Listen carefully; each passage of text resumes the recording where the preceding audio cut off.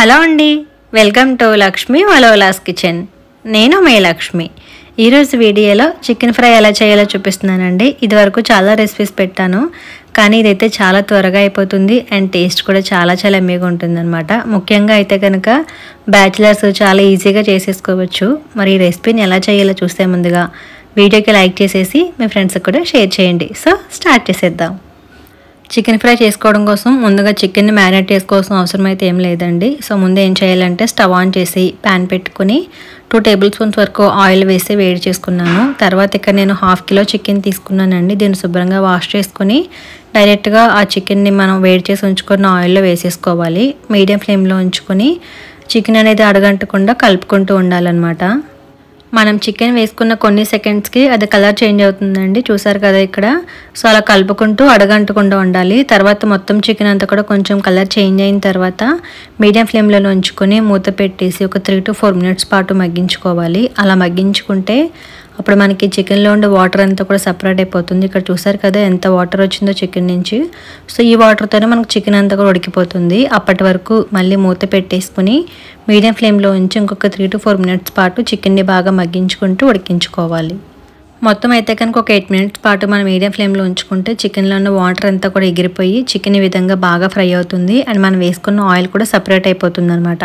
ఇలా chicken colour change అయిన తర్వాత ఇందులోనే ఒక టేబుల్ స్పూన్ వరకు అల్లం వెల్లుల్లి పేస్ట్ వేసుకుని మొత్తం అంతా కూడా బాగా కలుపుకుంటూ చికెన్కి బాగా పట్టించాలి. అలాగే అల్లం వెల్లుల్లి పేస్ట్ వేసిన తర్వాత అడగంటుతూ ఉంటుందండి. సో కలుపుకుంటూ ఉండాలి. ఈ విధంగా మొత్తం అంతా కూడా పచ్చివాసన పోయేంత వరకు వేగిన తర్వాత నేను 1/2 కిలో చికెన్కి 3 మీడియం సైజ్ ఆనియన్స్ తీసుకుని చిన్న ముక్కల్లా కట్ చేసుకున్నాను. వాటిని ఈ చికెన్ పైనుంచి నేను చూపిస్తున్న విధంగా వేసేసుకోవాలి.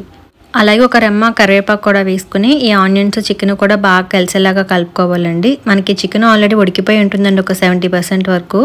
సో మిగతా 30% ఈ ఆనియన్స్తో పాటు వేగుతూ ఉడుకుతుంది అండ్ ఆనియన్లో కొద్దిగా వాటర్ వస్తుంది కాబట్టి అవి కూడా బాగా మగ్గిపోతాయి అన్నమాట. ఇలా కలుపుకున్న తర్వాత ఇందులో 1.5 టీ స్పూన్ ఉప్పు వేసుకుంటున్నాను ఫ్రైకి సరిపడగా.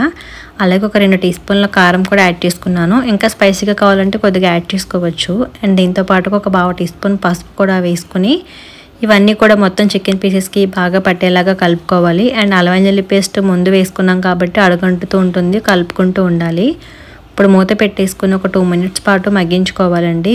ఆనియన్స్ మనకి కొద్దిగా వేగి అంటే కొంచెం మెత్తబడి బాగా వేగుతాయి అనమాట. ఇక్కడ చూపిస్తున్నాను చూడండి.